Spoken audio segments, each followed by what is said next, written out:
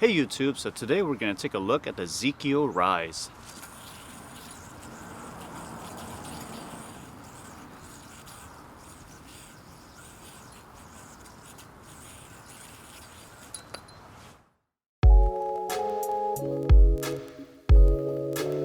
I purchased this at YoYoSam as a Zeekio high-end mystery box.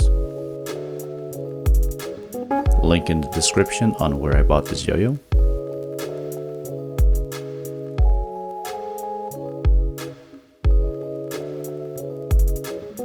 Looks like this yo-yo is called The Ride.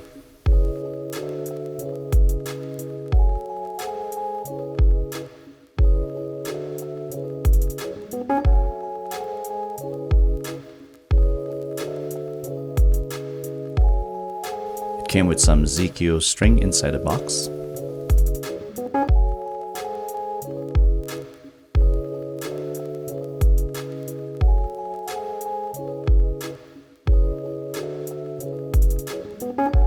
So the ride has a really interesting design. It's almost like it has two different round steps before you hit the bearing.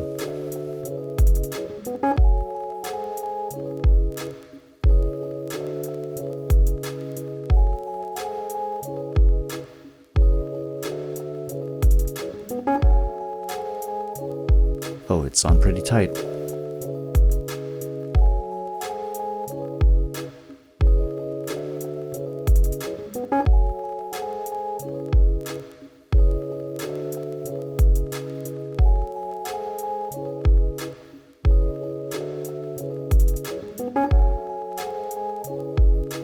This is quite different for a bimetal, since the stainless steel ring is actually not on the rim area, but instead kind of in between the rim and the center of the yo-yo.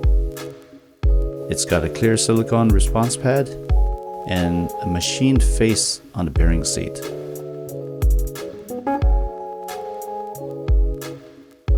Looks to have a tiny piece of aluminum still hanging.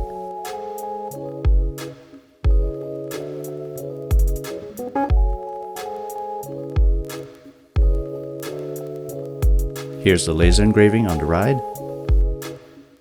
Looks like it's only on one half of the yo-yo. And it has a shielded center track bearing. Seems to spin very smoothly.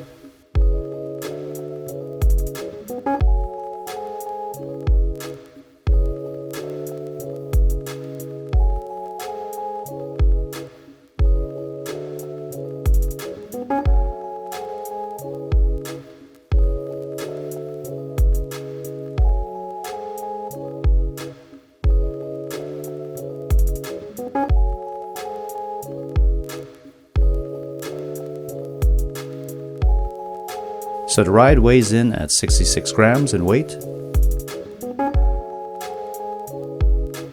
44mm string gap, 46mm in width, and 55mm in diameter. The lip doesn't have a hook area to catch thumb grinds, so I don't know if that's going to be doable.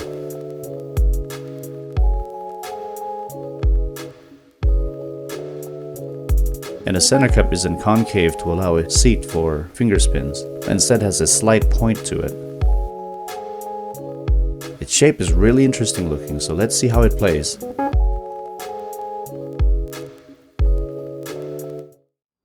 So the Rise is actually my second bimetal, with my first bimetal being the Magic Yoyo Bismuth. You can check that review up here. So this yo-yo actually has a very different feel than the Bismuth that I had before. Since the weighted ring is actually not on the outer part of the rim, it's actually closer to like the middle part of the body, as you can see in here. The yo-yo does play very smooth, but it doesn't play too weighty. It has a nice finish, good for grinds,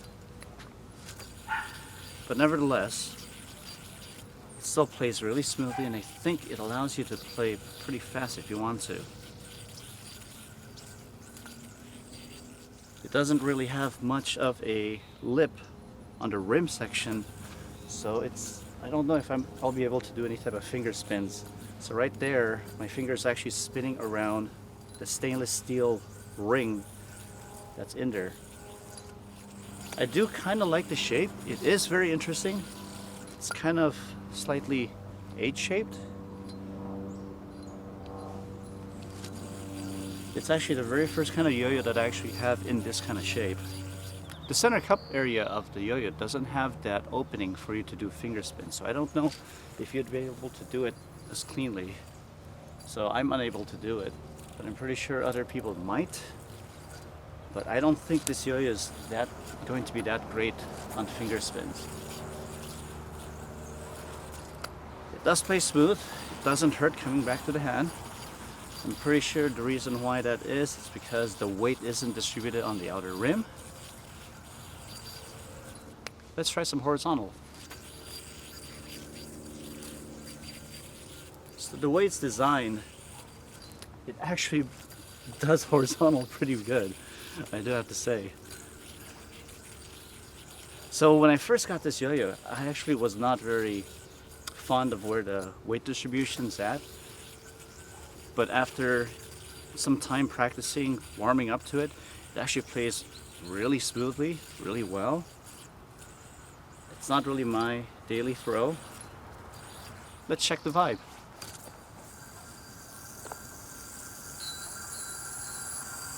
So there's a laser engraving only on one side of the yo-yo, so that might be causing a little bit of the scraping noise. But I want to say, unlike the Magic Yo-Yo Hertz, this has a very small amount of vibe, primarily on the rim area. But overall, the yo-yo and everything else plays extremely smooth. So I would have to say that the vibe is pretty much negligible. So if you want to add another bimetal to your collection, I'm pretty sure you'll be happy with this one.